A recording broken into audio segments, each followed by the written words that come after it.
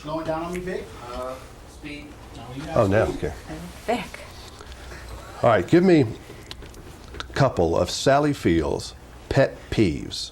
What just gets on your nerves? You. Oh, no.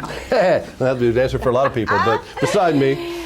Oh, that kind of question is like not one of my happiest moments because who thinks of pet peeves? Pet peeves? I don't know. What's a pet peeve? A pet peeve is something that you don't like all the time. I don't know. Jack Lemmon said drivers. Kiefer Sutherland said people who drive 55 in the fast lane. They said that just like that. I mean, that. just like faster than I could finish the question. Well, I'm a lot nicer than both of those people. So, no, I don't know. I can't think of right off the top of my head. Well, you're just too sweet. Nothing bothers you. No, I think I probably named the truth, and that is you. Well, you got that one right. They'll like that answer anyway. All right, I'm a father of daughters, and I was squirming during this movie. This is a tough movie. I don't want to even think about sometimes things like this happening. So it must have been hard getting so emotionally involved in this like you had to. It's a tough day when you're doing that, isn't it?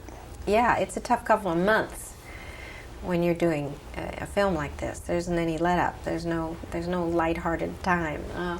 It's a grueling piece of work. Are you not a lot of fun to be around when you're in one of these deep trance movies? No, I'm always fun to be around.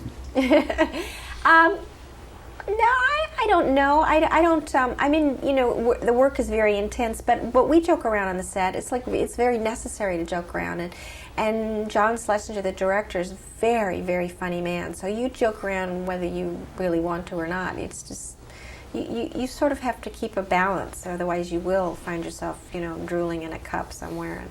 I mean, you play, I try to describe what, when you're on the phone and you're doing this running, you play the victim, the enraged victim, better than anybody I know.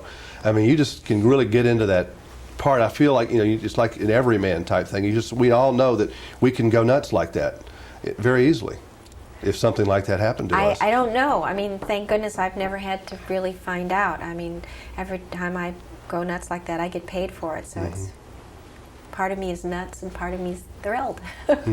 How do you get ready for something like this, for example? I mean, do you really go do all the things like go to victims groups and all that kind of business, or is it in the page in your imagination?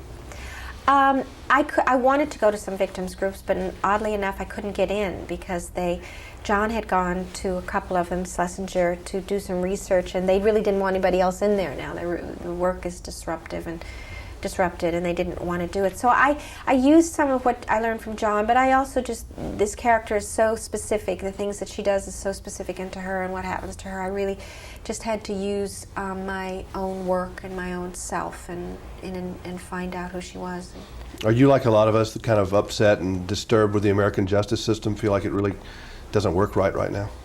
I can't say that I feel that it doesn't work right. I think it's probably still the best in the world. But I do feel that the violence in this country is absolutely horrifying, and I think the judicial system is overloaded. And I think we have to take a look at why all this violence. The fact that this country is so overloaded with guns that people get. But even beyond that, the fact that they want guns. I mean, the fact that the society has become so violent is so terrifying. I think more money has to be paid and spent in education and programs to help young people and to give people paths other than that of violence. But what is so scary that our lives can be changed just like that by, we don't even know. By a random case. That's yes. the scary part. That is the scary part. Faceless, just a twirl of the roulette wheel. Nice seeing you again. Nice seeing you too.